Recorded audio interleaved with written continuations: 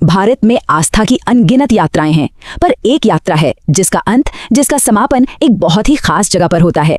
आज हम बात करेंगे उसी अंतिम पड़ाव की, घृष्णेश्वर की, जो भगवान शिव के 12 ज्योतिर्लिंगों में से 12वां यानी आखिरी ज्योतिर्लिंग है।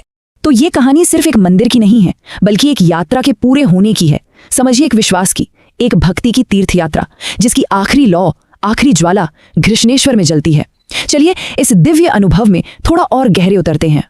तो सवाल ये उठता है कि घृष्णेश्वर में ऐसा क्या खास है ना? मतलब क्यों हजारों लाखों तीर्थयात्री अपनी सबसे पवित्र यात्रा खत्म करने के लिए यहीं आते हैं? चलिए पता लगाते हैं कि इस अंतिम मंजिल का इतना महत्व आखिर है क्यों। अच्छा, आगे बढ़ने से पहले ये समझना बहुत जरूरी है कि ज्योतिर्लिंग का मतलब क्या होता है। देखिए, ये 2 शब्दों से बना है, ज्योति यानी रोशनी और लिंग मतलब भगवान शिव का वो स्वरूप जिसमें उनका कोई आकार नहीं होता। तो ज्योतिर्लिंग का मतलब हुआ प्रकाश का एक स्तंभ, एक पिलर ऑफ लाइट, जो शिव की कभी न खत्म होने वाली ऊर्जा का प्रतीक है।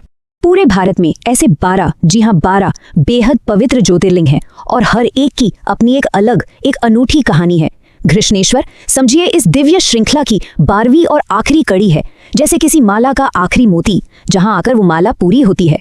और बस इसीलिए देश भर से जो श्रद्धालु आते हैं, उनके लिए घृष्णेश्वर के दर्शन करना मतलब अपनी जिंदगी की सबसे बड़ी तीर्थ यात्रा को पूरा कर लेना। सोचिए, एक आध्यात्मिक सफर का कितना शानदार और संतुष्टि भरा अंत होता होगा ये।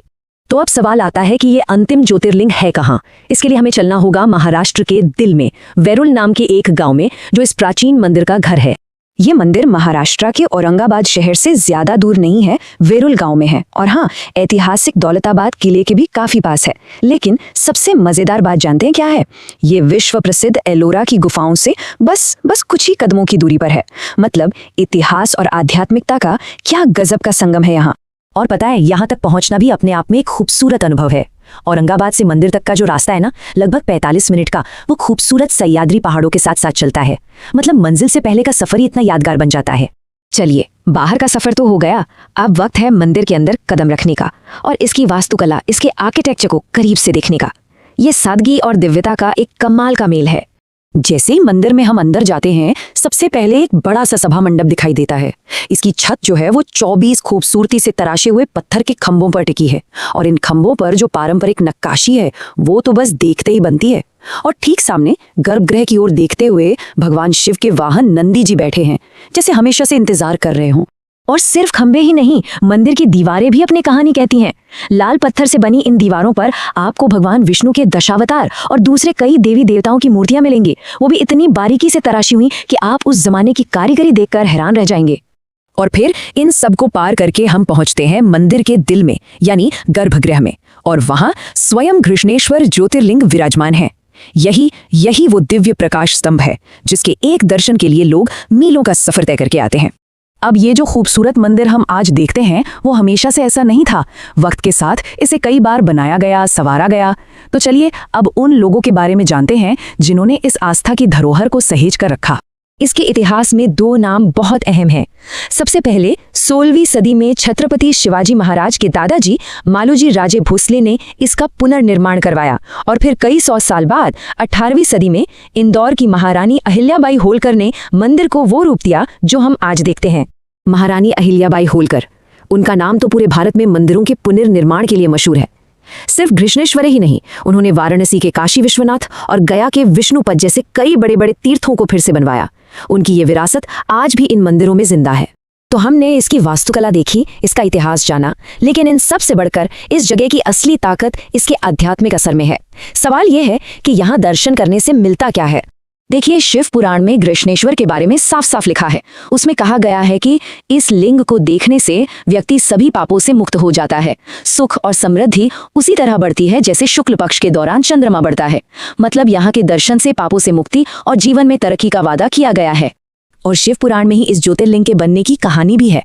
ये कहानी एक ब्राह्मण दंपति सुधर्मा और सुदेहा की अटूट भक्ति से जुड़ी हुई है और यही कहानी इस जगह की शक्ति का पौराणिक आधार भी है। क्या होता है जब एक सच्ची प्रार्थना का फल तो मिलता है, लेकिन वही फल, वही खुशी किसी के मन में भयानक ईर्ष्या को जन्म दे दे। जी हाँ, ये एक प्राचीन कथा है, आस्था की, ईर्ष्या की और एक ऐसी चमत्कारी परीक्षा की जो यकीन करना मुश्किल कर देती है। तो चलिए कहानी की शुरुआत करते हैं। इसकी शुरुआत होती है एक भक्त की दुविधा से। तो कहानी के जो मुख्य पात्र हैं वो हैं ब्राह्मण सुधर्मा।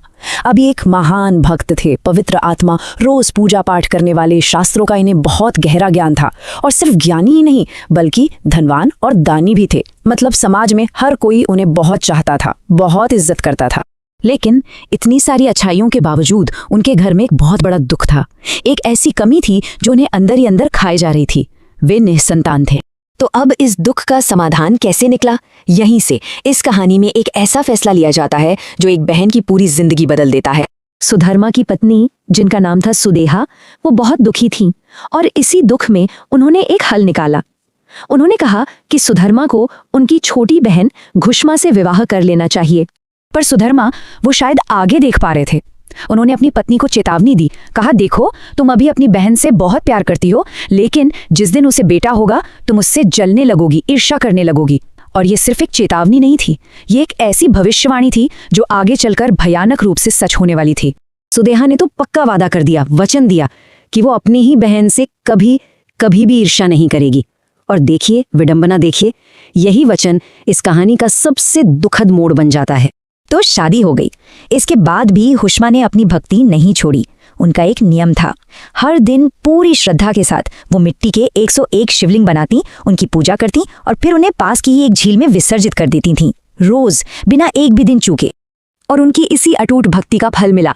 भगवान शिव उनसे बहुत प्रसन्न हुए और उन्होंने घुष्मा को एक सुंदर पुत्र का आशीर्वाद दिया। घर में खुशी का माहौल था, लेकिन जैसा कि डर था, ये खुशी ज्यादा दिन टिक नहीं सकी। यहीं से कहानी में धीरे धीरे ईर्ष्या का जहर घुलना शुरू हो जाता है। तो सवाल ये उठता है कि आखिर एक आशीर्वाद, एक खुशी का मौका ईर्ष्या की आग में कैसे बदल गया? हुआ ये कि जैसे जैसे वो लड़का बड़ा हुआ, उसकी शादी हुई, सुधर्मा की वो चेतावनी, वो भविष्यवाणी सच होने लगी। घर में जितनी खुशियां बढ़ रही थीं, सुदेहा मन में पनप रहा था। उसे समाज में घुष्मा को मिलने वाले मान सम्मान से जलन होती थी।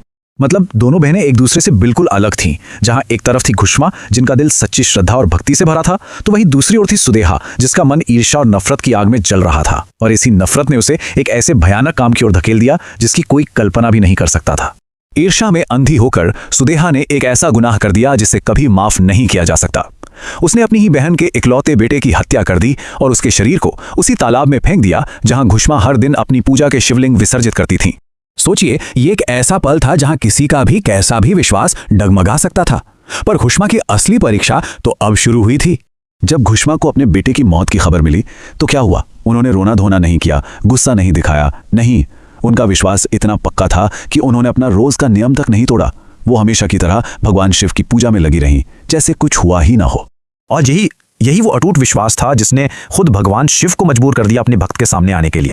जैसे ही घुष्मा ने अपनी पूजा खत्म की, जानते हैं क्या हुआ? खुद भगवान शिव उनके सामने प्रकट हो गए और उनकी भक्ति से खुश होकर बोले, मैं तुम्हारी भक्ति से बहुत प्रसन्न हूं, वरदान मांगो। जरा सोचिए उस पल के बारे में। ये वो पल था जिसका सपना हर भक्त देखता है।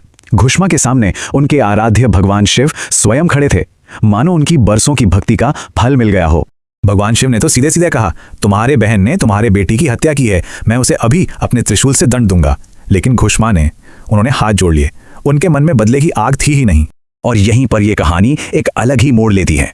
घुष्मा ने जो वरदान मांगा ना, वो उनकी आत्मा की महानता को दिखाता है।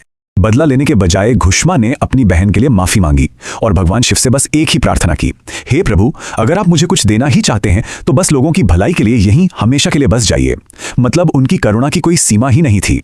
अब घुष्मा की इस निस्वार्थ भावना और करुणा को देखकर भगवान शिव इतने खुश हुए कि उन्होंने न सिर्फ उनके बेटे को वापस जिंदा कर दिया, बल्कि एक और वरदान दिया कि उनके वंश में 101 पीढ़ियों तक उत्तम, गुणी, धनवान और लंबी उम्र वाली संतानें होंगी। और इस तरह घुष्मा की भक्ति ने एक कहानी को हमेशा के लिए अमर बना दिया, एक ऐसी विरासत जो आज भी हमारे बीच मौजूद है। तो हुआ ये कि भगवान शिव घुष्मा के सम्मान में घुष्मेश्वर ज्योतिर्लिंग बनकर वहीं स्थापित हो गए। वो जो तालाब था वो शिवालय के नाम से जाना जाने लगा। और सुदेहा, उसे अपनी गलती का एहसास हुआ, उसने माफी मांगी और घुष्मा ने उसे माफ भी कर दिया। परिवार फिर से एक हो गया। और पता है, आज भी ये पवित्र जगह मौजूद है महाराष्ट्र के वेरूल गांव में, दौलताबाद स्टेशन के पास। कहते हैं कि वहां तक जाने का जो रास्ता है ना, वो भी पहाड़ियों के बीच से होकर जाता है और बड़ा ही खूबसूरत है।